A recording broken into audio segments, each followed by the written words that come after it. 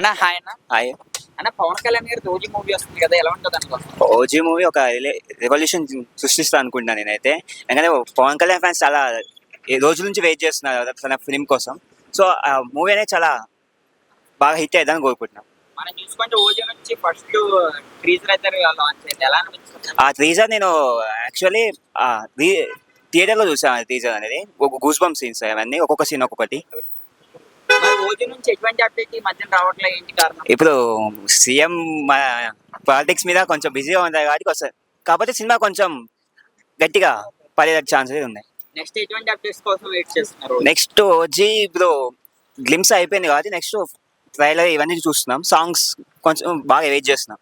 అన్న ఒక్క మాటలో ఓజీ ఎటువంటి రికార్డ్స్ క్రియేట్ చేసే అవకాశం ఉంది? ఓజీ ఒక తన కెరీర్లో మంచి సినిమా అయితే ఖచ్చితంగా అవుతుంది.